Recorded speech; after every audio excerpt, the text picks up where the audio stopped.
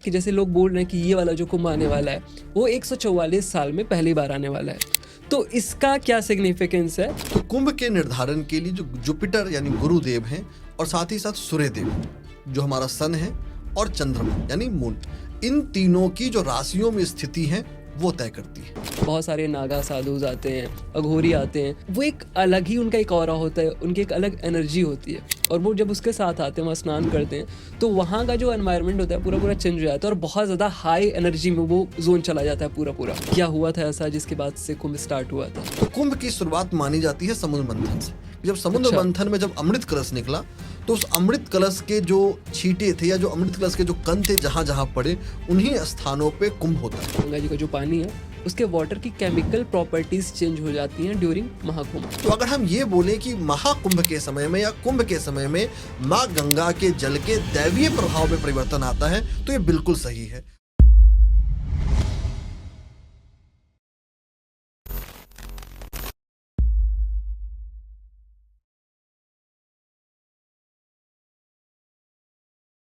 स्वागत है सर आपका द डीकोड शो पे। कैसे हो आप? मैं बहुत बढ़िया, आप कैसे हैं? बिल्कुल सही हूँ। और जैसे हमारी बातें चल रही थी और कुंभ के बारे में आपने बहुत सारी इंटरेस्टिंग बातें बताई थी, और मैं सुन के मतलब काफ़ी आश्चर्यचकित था, क्योंकि मुझे लगता था कुंभ का नाम तो हमने बस सुना था कि कुंभ के मेले में गायब हो जाते हैं, मतलब यही रेफरेंस रहता था। मैंने कभी ये सोचा भी नहीं था कि मैं प्लान करूँगा कुंभ में जाने के लिए। बट अभी कुछ सालों में आई थिंक वो एज के साथ धीरे धीरे आप स्पिरिचुअल बनते जाते हो, और मैंने फिर डिसाइड किया भी कि मैं इस वाले कुंभ में जाने का पूरा मेरी कोशिश रहेगी कि मैं वहाँ पे जा सकूँ। बट उससे पहले मैं चाहता हूँ थोड़ी सी क्लैरिटी आ जाए कि कुंभ है क्या। तो सबसे पहले तो मैं आपसे ये पूछना चाहूँगा कि जैसे लोग बोल रहे हैं कि ये वाला जो कुंभ आने वाला है वो 144 साल में पहली बार आने वाला है, तो इसका क्या सिग्निफिकेंस है? कुंभ कैसे डिसाइड होता है कि कब आएगा, कौन सा कुंभ आएगा, महाकुंभ है या अर्ध कुंभ है? उस पर आप थोड़ा सा क्लैरिटी डालो। बिल्कुल बात करते हैं कुंभ की, तो बिल्कुल जाइए। ये मौका शायद हम सबको दोबारा नहीं मिलेगा। हम सब लकी हैं, किस्मतवान हैं जो हमें प्रकृति ने और ईश्वर ने ये मौका दिया है कि हम इस महाकुंभ में जा पाएँ। जहाँ तक बात करते हैं कुंभ का निर्धारण कैसे होता है, तो कुंभ के निर्धारण के लिए जो जुपिटर यानी गुरुदेव हैं और साथ ही साथ सूर्यदेव जो हमारा सन है और चंद्रमा यानी मून, इन तीनों की जो राशियों में स्थिति है वो तय करती है। इनकी राशियां बताती हैं कुंभ कहाँ होगा, कहाँ नहीं होगा।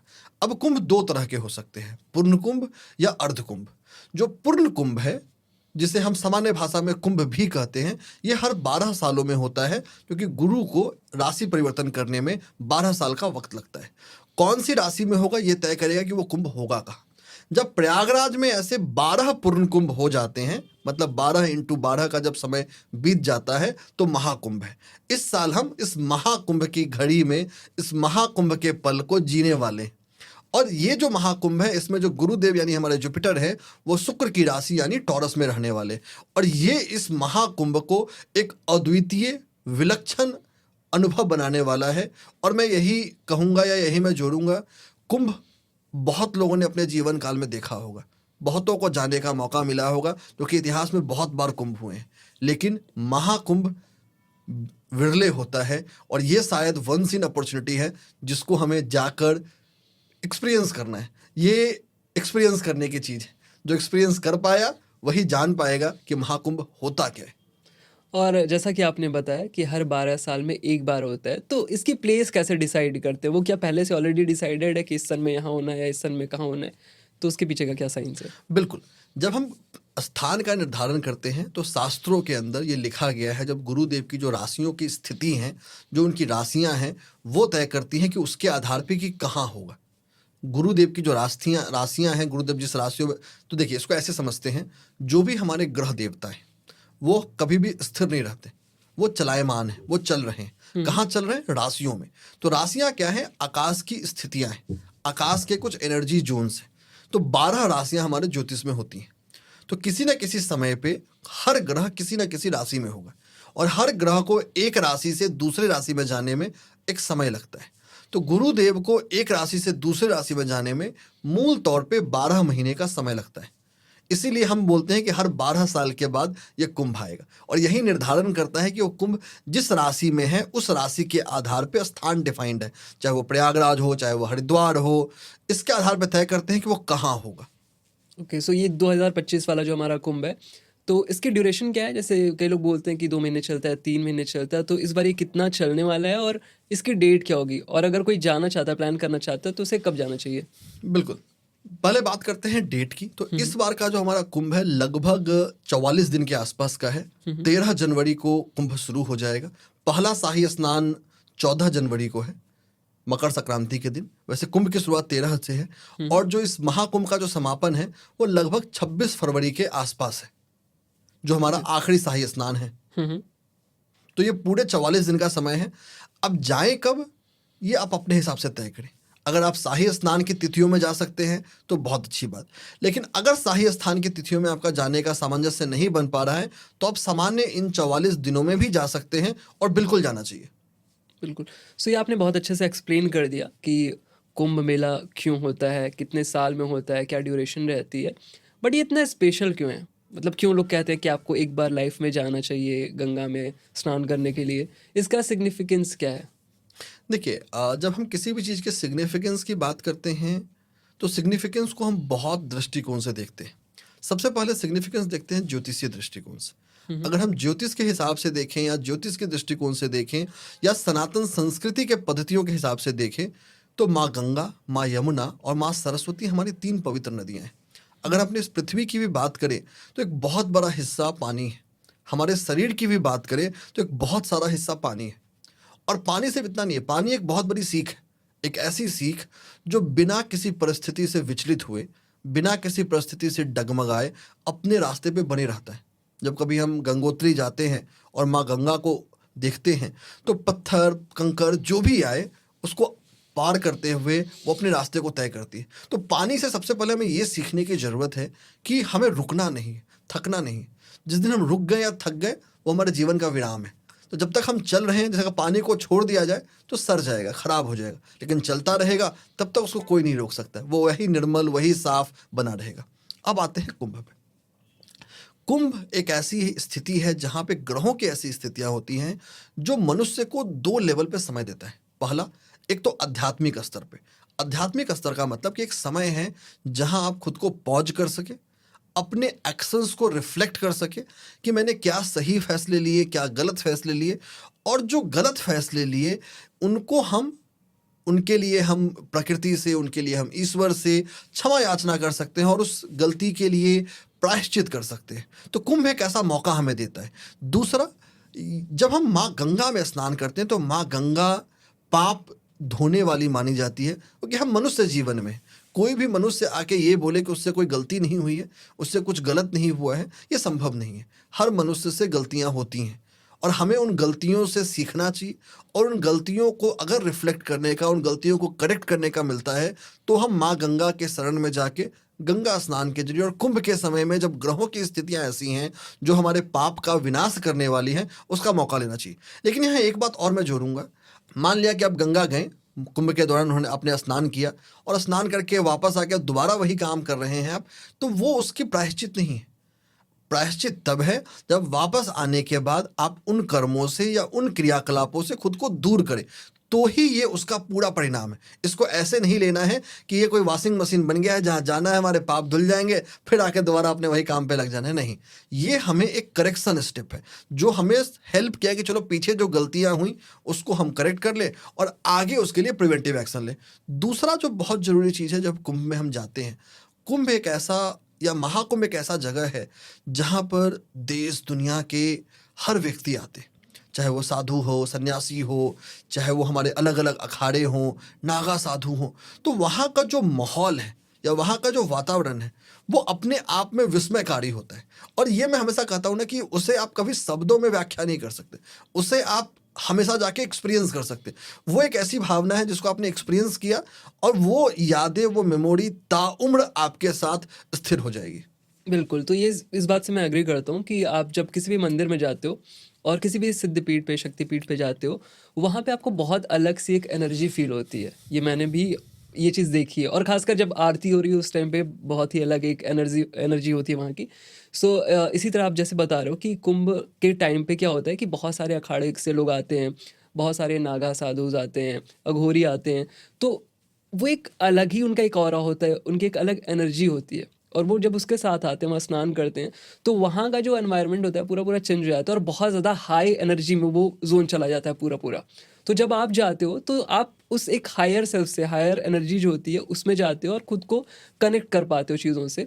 तो आई थिंक बहुत सारी ऐसी चीज़ें हैं जो आपके सबकॉन्शियस माइंड में हैं, जो आपको पता ही नहीं कि आप वो चीज़ कर सकते हो। आई थिंक वहाँ जाने के बाद वो आपको रियलाइजेशन भी हो सकता है कि ठीक है, मैं इस चीज़ पे काम कर सकता हूँ। एक लाइफ में क्लैरिटी आ सकती है, कह सकते हैं, क्योंकि मैंने बहुत सारे लोग को सुना है कैलाश से रिलेटेड स्टोरीज, कि जब वो कैलाश पे जाते हैं तो उनको एक लाइफ का विजन दिख जाता है कि मुझे लाइफ में अपने क्या करना है, किस तरह की चीज़ें मैं कर सकता हूँ। और सपोज जैसे कोई बंदा गया, उसने पेंटिंग स्टार्ट कर दी कैलाश से आने के बाद, और वो बहुत अच्छी पेंटिंग बना रहा है। ऐसा नहीं है वो कैलाश गया इसलिए उसको पेंटिंग आ गई, पेंटिंग उसकी स्किल थी, बट उसमें क्लैरिटी नहीं थी, क्योंकि वो उतना ज़्यादा हायर जोन में नहीं था कि खुद को समझ सके, खुद इंटरनल अपने आप को देख सके। और जब वो वहाँ जाता है, ऐसी किसी भी जगह पे जाता है जहाँ पे वो उस चीज़ से स्पिरिचुअली अपने आप को कनेक्ट कर पाता है हायर पावर से, तो आई थिंक वो उसको कहीं ना कहीं ट्रिगर करता है कि उसके जो अंदर की चीज़ें हैं, जो उसके अंदर की चेतना है, उसको वो ऊपर लेके आए और उसे बताए कि तुम्हारे लाइफ का पर्पस क्या है, या क्या चीज़ तुम कर सकते हो जो तुम्हें करना चाहिए।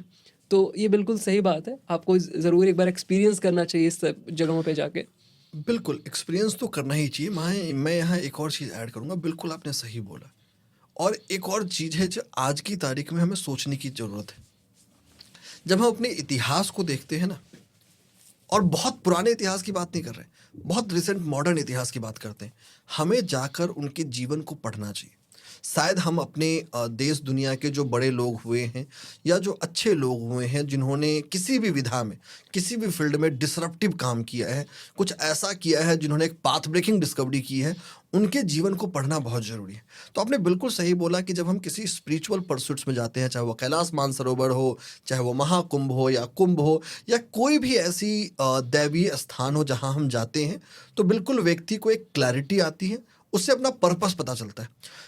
अक्सर लोगों को लगता है कि या काफ़ी लोगों के मन में आता है कि अगर हम साइंस से जुड़े हैं या रैशनल हैं, तो ये हमारे लिए नहीं है। बट हकीकत ये है कि जितने भी पाथ ब्रेकिंग डिस्कवरीज हुए हैं, जितने भी पाथ ब्रेकिंग इवोल्यूशंस हुए हैं पिछले 100-200 साल के मानव इतिहास में, जिसका हम एक अच्छा खासा मेमोरी रख सकते हैं, एक अच्छा खासा इतिहास है जो डॉक्यूमेंटेड है, जिसको हम पढ़ सकते हैं, वहाँ पे इंसान बिना स्पिरिचुअल स्ट्रेंथ के, बिना अपने स्पिरिचुअल एबिलिटीज के कभी ग्रो नहीं करता। इसीलिए मैं आजकल एक टर्म देता हूँ, स्पिरिचुअल कोसेंट।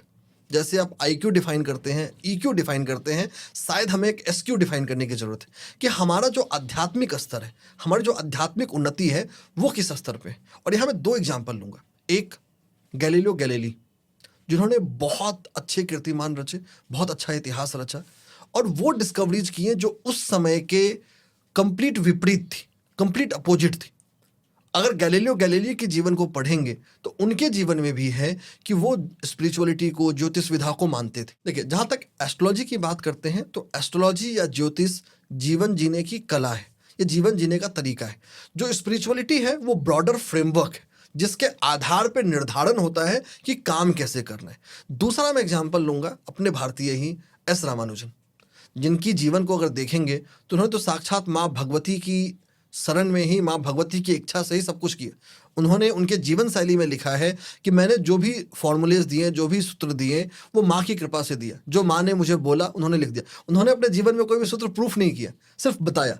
प्रूफ बाद में लोगों ने किया, और उनसे बड़ा मैथमेटिशियन, उनसे बड़ा एक्सपर्ट शायद कोई हो पाया। तो अगेन मैं यही बोलूँगा, जो इंसान का जो स्पिरिचुअल कोसेंट है, ये आपको सिर्फ अलग नहीं करता, दुनिया से आपको बेहतरीन कर सकता है। और सिर्फ यही नहीं है, आज अगर हम बिजनेस वर्ल्ड में भी जाते हैं, स्टीव जॉब्स की बात कर ले, मार्क जुकरबर्ग की बात कर ले, बहुत सारे लोगों की बात करेंगे विराट ना, कोहली। तो उनके बारे में भी चर्चा है। स्टीव जॉब्स की खासकर बात कर ले तो उनकी नीम करोली बाबा के साथ एक मुलाकात की बहुत फेमस स्टोरी है, बिल्कुल।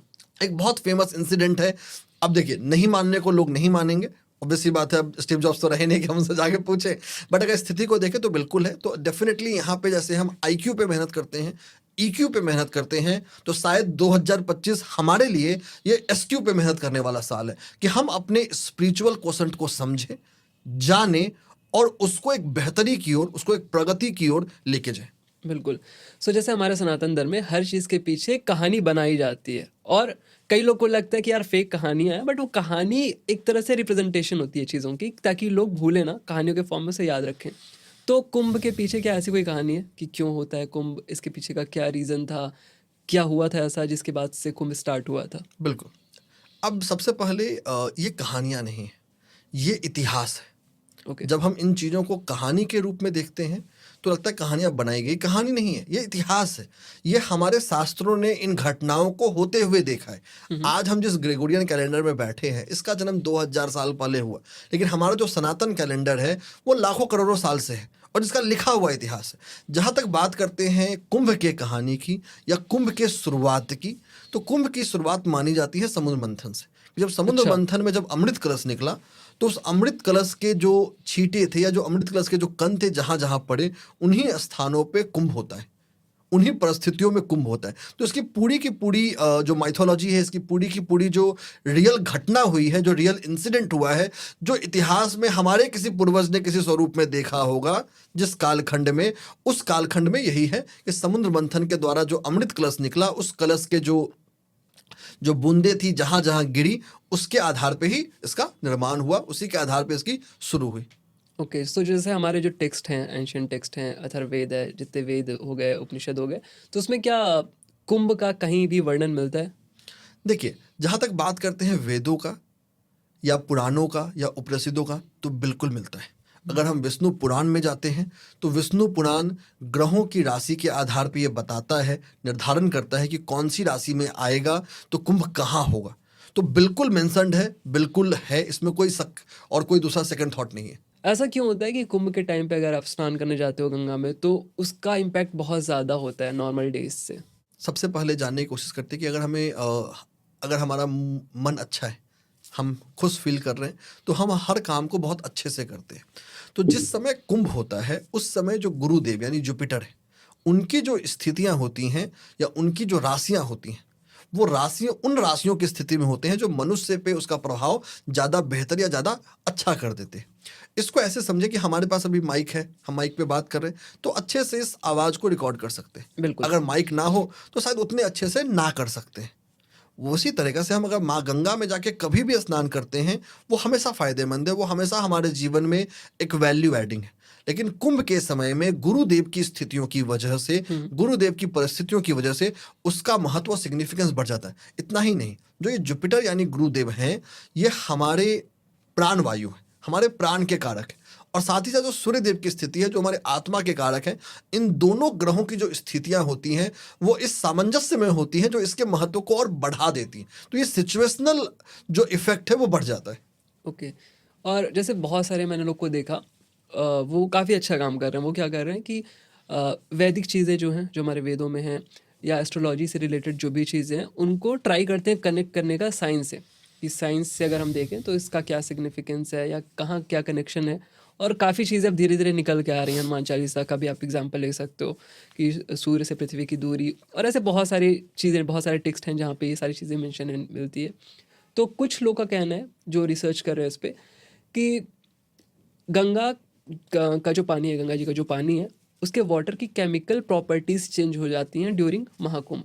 तो इस पे आप कुछ बताना चाहोगे? देखिए, सबसे पहली चीज दो चीजें होती हैं। हमें एक चीज ये समझना पड़ेगा और जानना पड़ेगा, साइंस की अपनी एक लिमिटेशन है। बिल्कुल, वो एग्री ये करता हूँ। हम सबको अग्री करना चाहिए और इसलिए भी करना चाहिए क्योंकि जो साइंस का जो इवोल्यूशन है वो समय के साथ हो रहा है। जैसे, और हम बहुत पीछे नहीं जाते। अगर हम सिर्फ अपने 5 साल या 10 साल को देखें तो जिस हिसाब से साइंस ने खुद को इवॉल्व किया है वो अनपैरेलल्ड है। जैसे आज जनरेटिव एआई आने की वजह से जो जीवन में परिवर्तन आया है, शायद आज से 10 साल पहले हम इमेजिन भी नहीं कर सकते थे। एक आम आदमी के लिए इमेजिन करना मुश्किल था, बट आज हम कर पा रहे हैं। और आने वाले 10 साल में क्या परिवर्तन होगा ये शायद अभी अकल्पनीय है। ये शायद उतने मास लेवल पे लोगों को नहीं पता है। हाँ, हो सकता है जो इससे जुड़े हुए हैं, इस विधा के रिसर्चर्स हैं, उन्हें जरूर पता है, बट जो एक आम इंसान है उसे नहीं पता। लेकिन आज आप आम इंसान के पास भी जाएंगे, स्कूल कॉलेजेस में भी जाएंगे, तो वो भी जानते हैं भाई चैट जीपीटी आ गया, गूगल जेमिनी आ गया भाई, और बाकी और साधन आ गए जो हमारे उस जीवन को आसान कर रहे हैं। अब तो हम हर चीज को साइंस के दृष्टिकोण से जरूरी नहीं है जस्टिफाई कर पाए, उसको देख पाए। हमारे जो शास्त्र है वो ऐसा नहीं है कि वो विज्ञान से दूर है, वो पूर्णतः वैज्ञानिक है, कंप्लीटली 100% साइंटिफिक है।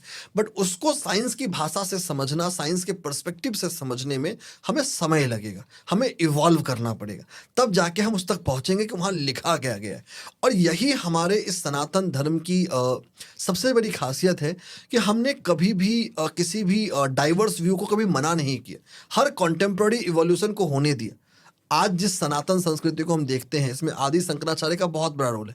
तो जब आदि शंकराचार्य के जीवन को देखते हैं ना, तो उन्होंने भी अपनी आखिरी सीख में बताया कि मैंने जो बताया वो बहुत अच्छी बात है, लेकिन जो मैंने नहीं भी बताया वो ढूंढना अब आगे आप लोगों की जिम्मेदारी है। जो उन्होंने अपने राइट। शिष्यों को अपना आखिरी उद्वेदन दिया, अपना आखिरी जो संदेश दिया, तो हमें इसको इवॉल्व करना चाहिए। अब बात करते हैं क्या माँ गंगा के केमिकल प्रॉपर्टीज में चेंज आता है। अब देखिए, केमिकल प्रॉपर्टी देखने के लिए तो हमें भाई जाके केमिकल एनालिसिस करना पड़ेगा, हाँ। तब जाके पता चलेगा कि भाई परिवर्तन आता है या नहीं आता है, क्योंकि बिना उसके कहना सही नहीं है।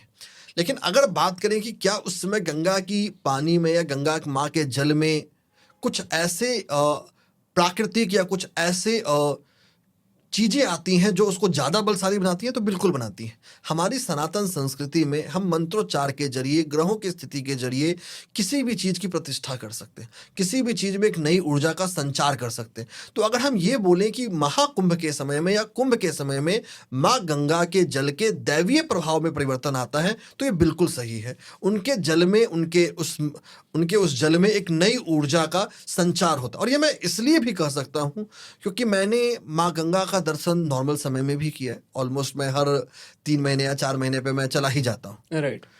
मैंने अर्ध कुंभ के समय भी किया है और कुंभ के समय भी किया है। अगर तीनों ही समय को मैं रिफ्लेक्ट करूं, तीनों ही समय को मैं देखूं, तो तीनों ही जल का या तीनों ही समय का जो जल है ये अपने आप में अलग है। कोई भी ऐसी स्टोरी आप शेयर करना चाहोगे अब आपने? देखिए, इसको मैं हमेशा बोलता हूँ ना, कुछ चीज़ें क्या होती है ना जो महसूस करने की होती है। जब तक आप खुद जाके महसूस नहीं करेंगे ना, आप उसको फील नहीं कर पाएंगे। अगर फिर भी मैं थोड़ा रिफ्लेक्ट बैक करूं और अपनी मेमोरी से बताऊं, तो महाकुंभ तो खैर पहली बार जाने का मौका इस साल मिलेगा। इससे पहले तो महाकुंभ देखने का मौका नहीं मिला, फिर अगला शायद ना मिले, क्योंकि महाकुंभ अब जब होगा अगले बार तो हम शायद ना रहे इस कोई धरती नहीं पे। रहेगा। तो जो उनकी जो चमक है या माँ गंगा के जल का जो अविस्मरणीय जो उसकी दृष्टि है या अविस्मरणीय जो उसका ऊर्जा है, वो अनपैरेलल्ड है। मैंने नॉर्मल समय में भी देखा है, मैंने कुंभ के समय में भी देखा है। जो कुंभ के समय का जो जल होता है ना, वो अपने आप में एक अलौकिक है। वो अपने आप में ही आपको एक ईश्वर के साक्षात स्वरूप के रूप में आप उसका दर्शन कर सकते हैं। वैसे तो माँ गंगा अपने आप में ईश्वर है, इसमें कोई शक नहीं है, इसमें कोई सेकंड थॉट नहीं है, तभी हमने उन्हें माँ गंगा कहा। तो जब माँ गंगा के जल को कुंभ में देखते हैं तो एक नई ऊर्जा है, एक नई ऑरा है, एक नई स्ट्रेंथ है, जो शायद आप अपने वैज्ञानिक पहलुओं से उसको ना एक्सपीरियंस कर पाए, बट अगर आप उसको स्पिरिचुअल लेवल पे, उसको आप दैवीय रूप में देखते हैं, तो एक नई ऊर्जा है, एक नई ऊर्जा का संचार है जो हमें देखने को मिलता है। बिल्कुल। जैसे आपने बताया कि अगर आप वहाँ जा सकते हो तो बिल्कुल आपको जाना चाहिए। बट ऐसे बहुत सारे व्यूअर्स होंगे हमारे जो देख रहे होंगे इस वीडियो को, और मे भी हो सकता है वो स्टूडेंट हों, काफ़ी दूर हों गंगा से, और हो सकता है वो फॉरेन में कहीं बाहर से देख रहे हों। तो हर एक इंसान जो नहीं आ सकता है कुंभ के मेले में स्नान करने गंगा जी में, उसके लिए क्या रिकमेंडेशन है? वो इस टाइम पीरियड का कैसे फ़ायदा उठा सकता है? बिल्कुल, सबसे पहली चीज़ तो कि जो भी सुन रहे हैं या देख रहे हैं उनसे मैं यही गुजारिश करूँगा कि अगर आप इस धरती पे कहीं भी हैं और अगर आप 0.1% भी सोच रहे हैं, तो सोचिए मत, ज़रूर आइए, क्योंकि ये महाकुंभ का मौका दोबारा नहीं मिलने वाला है। वो कहते हैं ना, चिड़िया चुग गई खेत अब पछताए क्या करें, तो वो नहीं होगा। अगर अपॉर्चुनिटी मिस कर गए, दोबारा अपॉर्चुनिटी नहीं मिलेगी। लेकिन मान लिया किसी भी परिस्थिति में, किसी भी कारण से अगर आप महाकुंभ नहीं आ पा रहे हैं, आप प्रयागराज नहीं आ पा रहे हैं, तो क्या करें? तो 2-3 चीज़ें कर सकते हैं। एक, जो व्यक्ति जा रहा है उससे आप उस समय माँ गंगा का जल अपने लिए मंगवा लें। This can be one thing जो आप कर सकते हैं, अगर संभव है तो।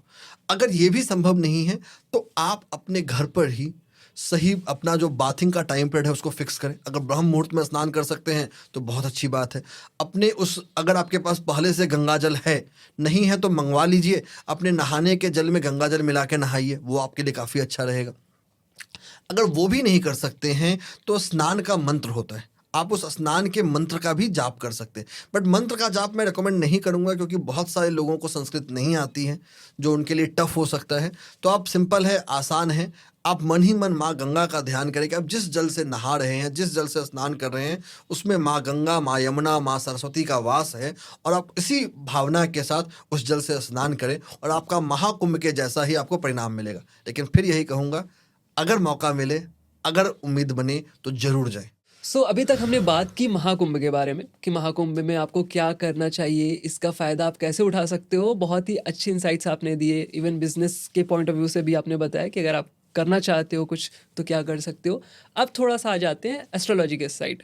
सो जैसे मैंने आपको अप्रोच किया था, मैंने आपका टाइम्स ऑफ इंडिया में आर्टिकल पढ़ा था और मुझे काफ़ी अच्छा लगा था, तो मैंने कहा चलो इनको बुलाते हैं, और आपने हाँ भी, आप अग्री भी हो गए आने के लिए। सो सबसे पहले थैंक्स आने थैंक के यू सो लिए, मच, यहाँ पे माय टाइम प्लेज़र। निकालने के लिए। और काफ़ी बिजी शेड्यूल है, मुझे पता है आपको अभी निकलना है, फिर से आगे कहीं जाना है, तो शॉर्ट ही रखेंगे, बहुत लंबा नहीं करेंगे। सो राशियों के हिसाब से शुरू करते हैं। 2025 जो हमारा आने वाला है, उसमें किस राशि के लिए क्या चीज़ें करनी चाहिए, क्या चीज़ें रिकमेंडेशन होंगी आपके हिसाब से? मैंने एक पॉडकास्ट में ये भी सुना था कि जो हमारा नया साल है, अभी वो स्टार्ट नहीं हुआ है, वो मार्च से स्टार्ट होने वाला है। तो एस्ट्रोलॉजी के हिसाब से अगर देखें तो अभी राइट टाइम है चीज़ों को समझने का। मार्च तक आप समझिए और मार्च के बाद से आप वो चीज़ करना स्टार्ट कर सकते हैं।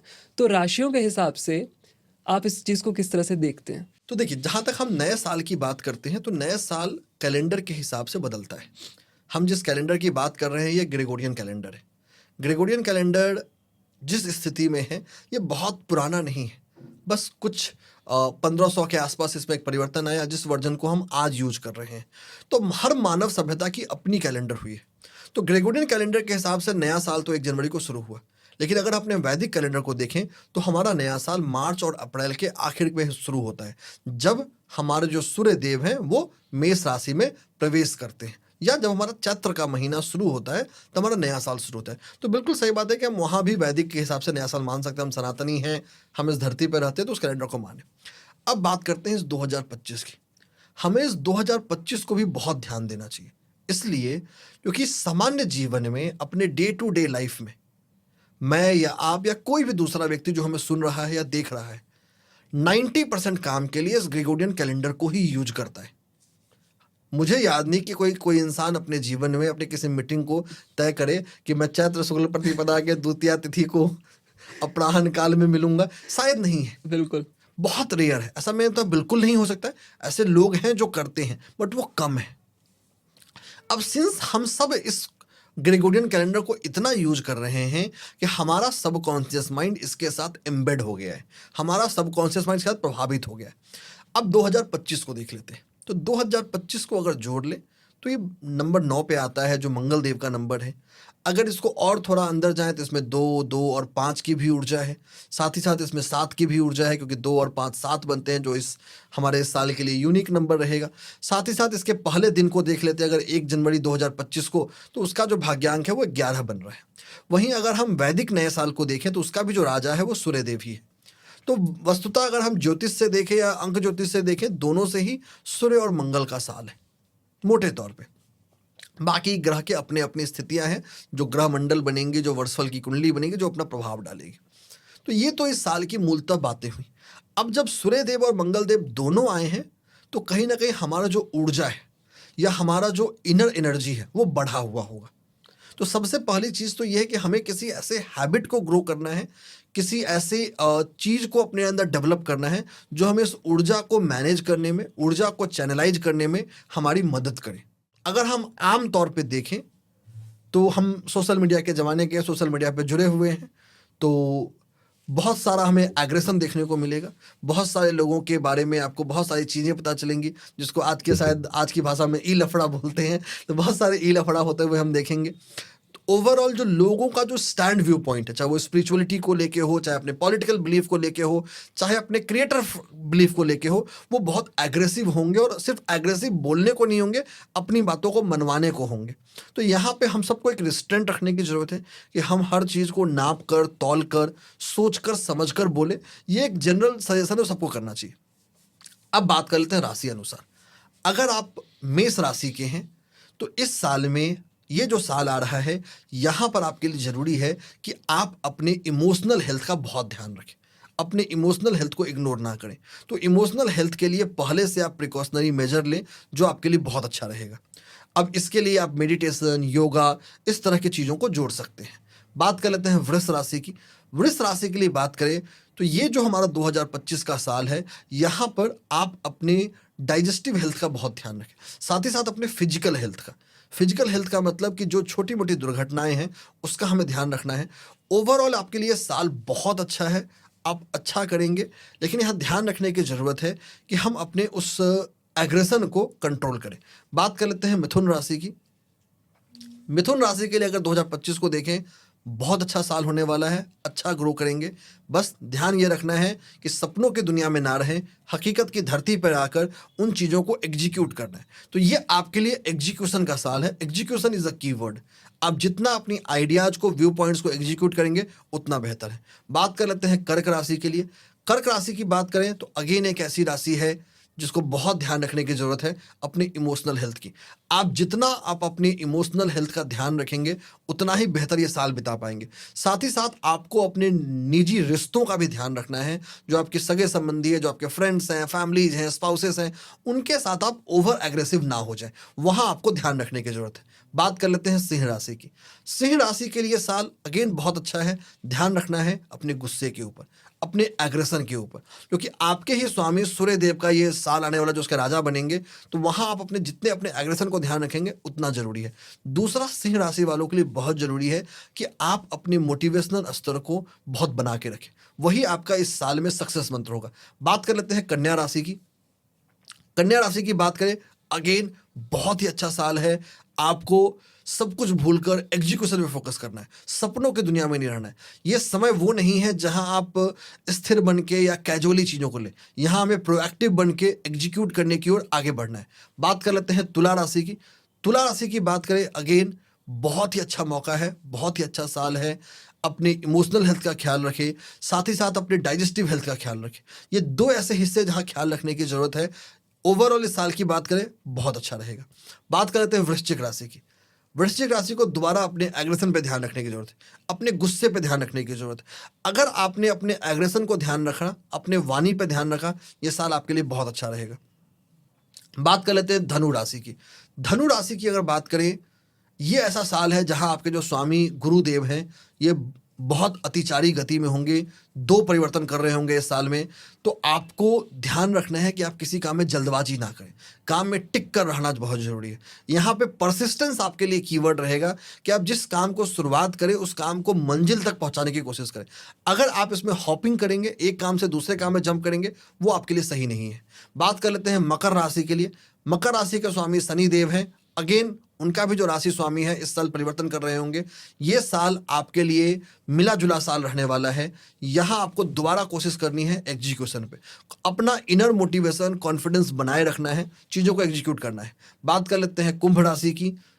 आपके दोनों ही स्वामी शनिदेव और राहुदेव दोनों ही इस साल परिवर्तन कर रहे हैं। बहुत अच्छा मौका है, एग्जीक्यूशन आपका कीवर्ड है। आप चीज़ों को एग्जीक्यूट करें, वही करना है।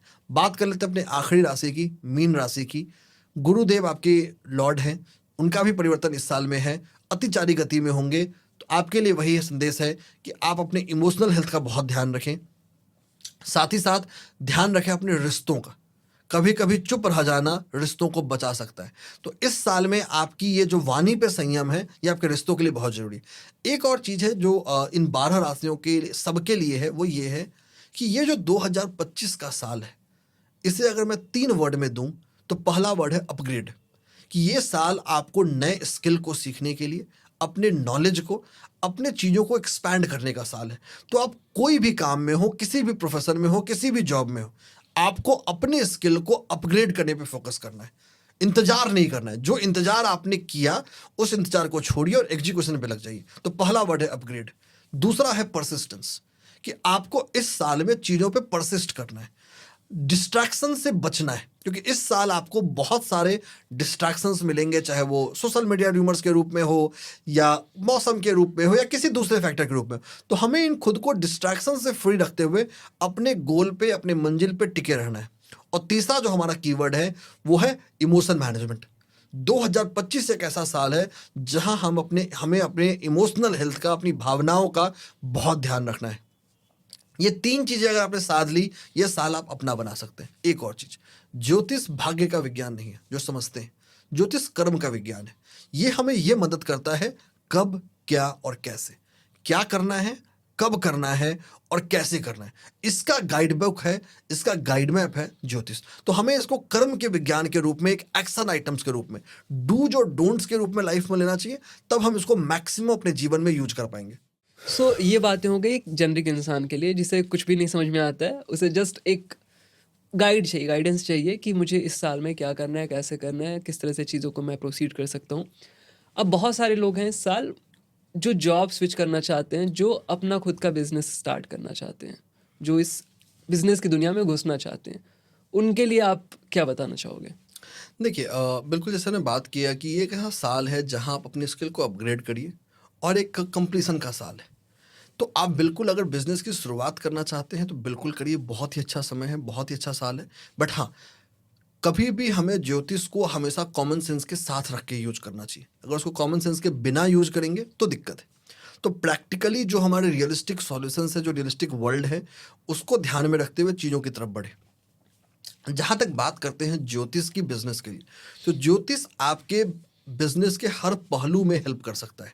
हर पहलू में मतलब, आप अगर इस कन्फ्यूजन में हैं या इस क्लैरिटी को चाहिए कि आपको क्या करें, क्योंकि बहुत सारे लोगों में ये क्लैरिटी चाहिए होता है कि मुझे कौन सा बिजनेस करना चाहिए, क्या करें और क्यों करें। तो ज्योतिष एक बहुत अच्छा मार्गदर्शन हो सकता है, एक बहुत अच्छा गाइड हो सकता है ये सजेस्ट करने में, क्या करें, कौन सा वाला बिजनेस करें, कहाँ करें, किस लेवल पे एक्सपैंड करें। इतना ही नहीं, आप जब अपने बिजनेस को तय कर लिया या बिजनेस के एरिया को तय कर लिया, तो आप अपने कंपनी के नाम को, अपने कंपनी के लोगों को, अपने कंपनी की वेबसाइट को, इनफैक्ट अपने सारे के सारे ब्रांडिंग प्रेजेंस के लोगों को, उनके कलर्स को, उनके शेप्स को, उनके एलिमेंट्स को आप ज्योतिष के जरिए कस्टमाइज कर सकते हैं। जैसे आमतौर पे अगर देखें, जो हम रिलेट कर पाएंगे जब हम बात करते हैं अपने फूड एग्रीगेटर्स की, तो आपको येलो और रेड का डोमिनेंस मिलेगा। क्यों? ब्लैक क्यों नहीं? कोई दूसरा कलर क्यों नहीं?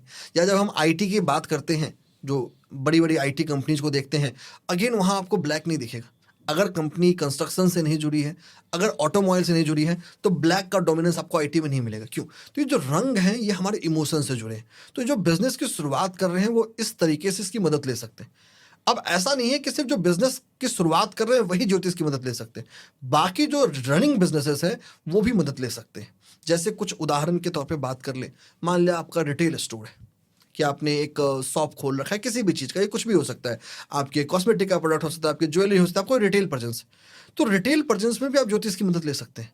अच्छा। इसे हम बोलते हैं अरोमा मार्केटिंग, कि आप अपने स्टोर्स में उन अरोमाज को यूज करें, उन इसेंशियल ऑयल्स को यूज करें, अपने उस जगह के इन्वायरमेंट को चेंज करने के लिए, जो एक तो एलिमेंटल बैलेंस लेके आए, दूसरा आपके लिए सूटेड हो, और तीसरा वो व्यू पॉइंट दे जो आपके कस्टमर का यूजर एक्सपीरियंस बेहतर कर दे।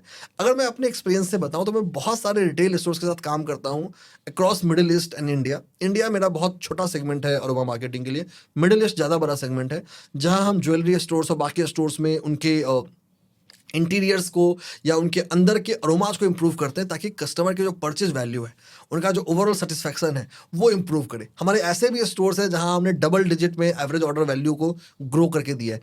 और सिर्फ ये डिजिटल स्टोर्स में नहीं है, इनफैक्ट अगर आप कोई भी कंपनी, आप एक D2C ब्रांड भी हैं जो प्रोडक्ट को शिप कर रहे हैं, आप भी अपने प्रोडक्ट के पैकेजिंग में, प्रोडक्ट के बाकी चीज़ों में इन अरोमा के प्रिंसिपल्स को यूज कर सकते हैं, इन अरोमा मार्केटिंग को यूज कर सकते हैं। और ये जेनरिक प्रिंसिपल नहीं, personalise as per your date of birth and name. तो आप 5 डिजिटल मॉडल में दोनों का यूज कर सकते हैं। मान लिया कि भाई हम एक ऐसे बिजनेस में है जहाँ पे हम सिंपल अपना एक आउटलुक जानना चाहते हैं, कि हम प्लान कर रहे हैं, हमें IPO लाना है या हमें नया फंड रेज करना है, वहाँ भी आपको एस्ट्रोलॉजी मदद कर सकता है।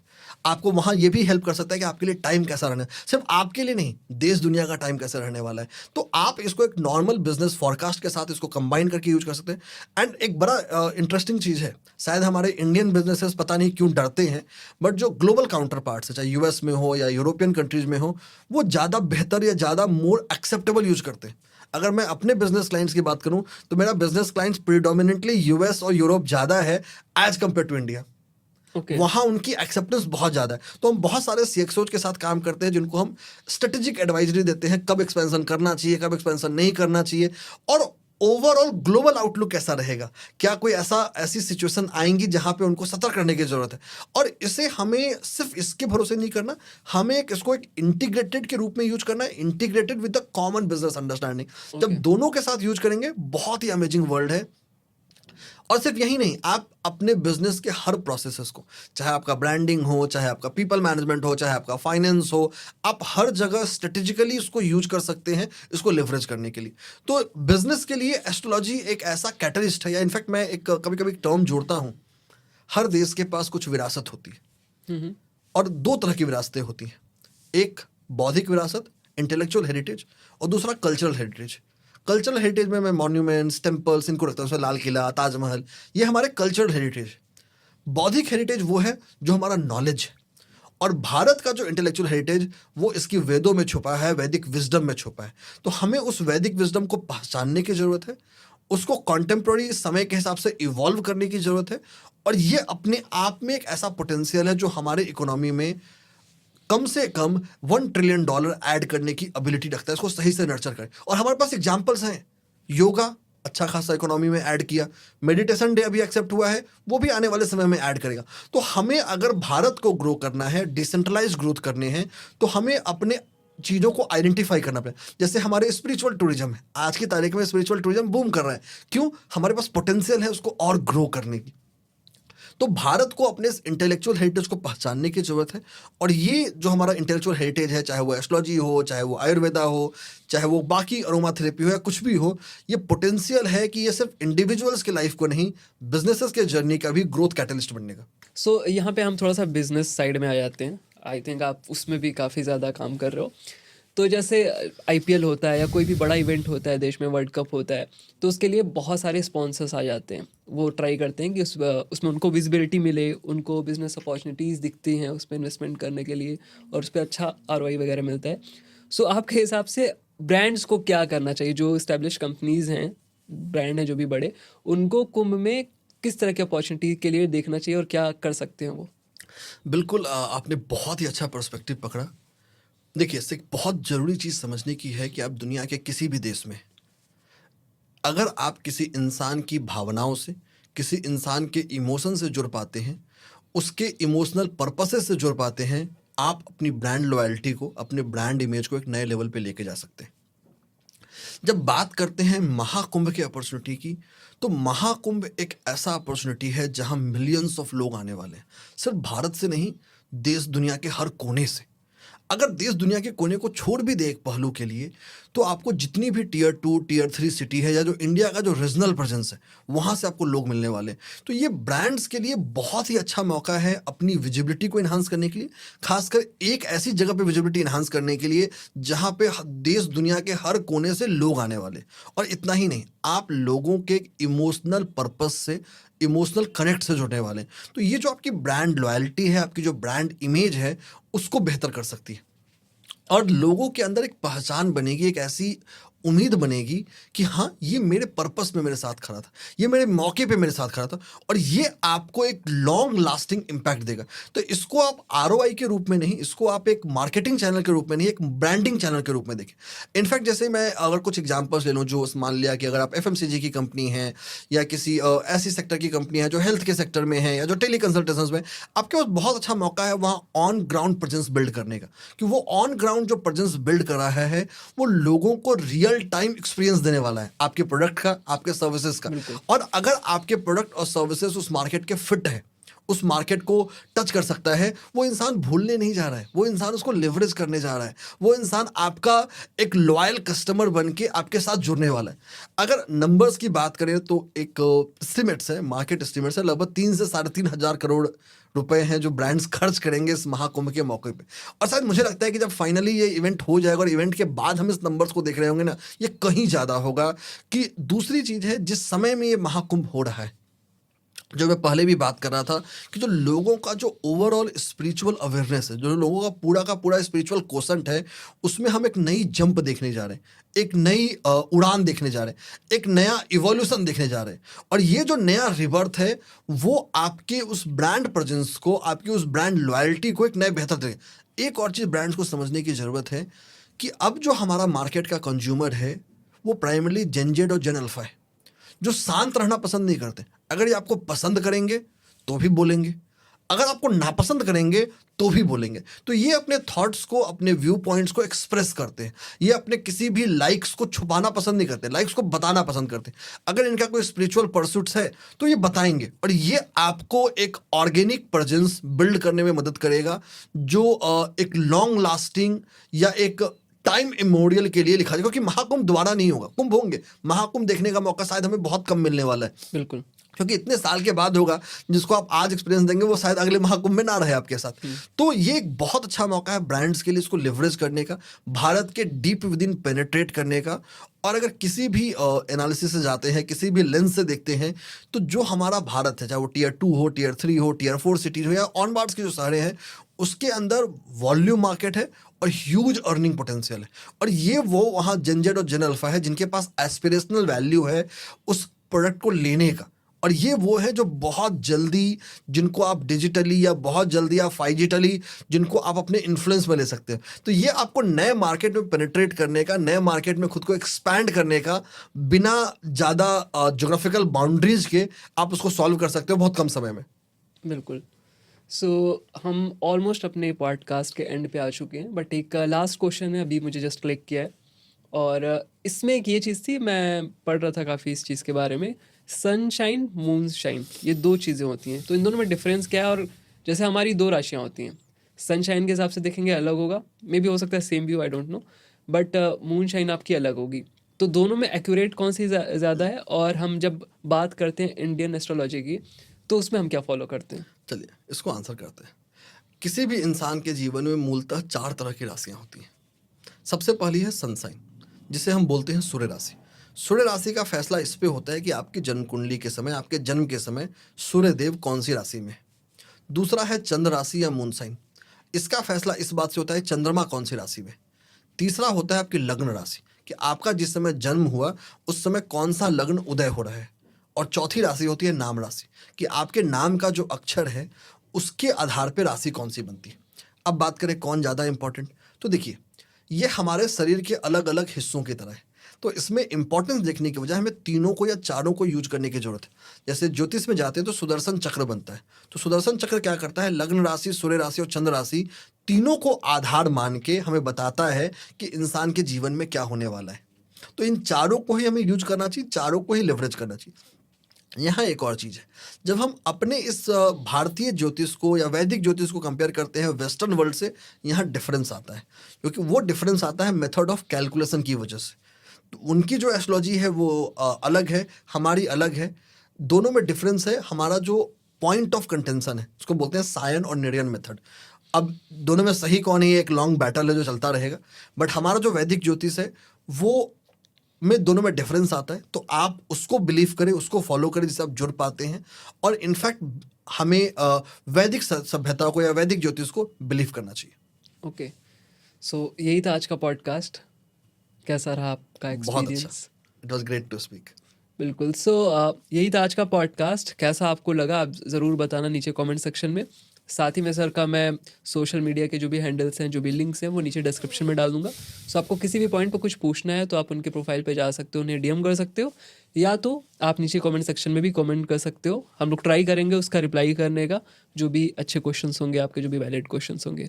So that's all for today's podcast. मिलते हैं नेक्स्ट पॉडकास्ट में किसी नए टॉपिक के साथ। तब तक के लिए बाय बाय।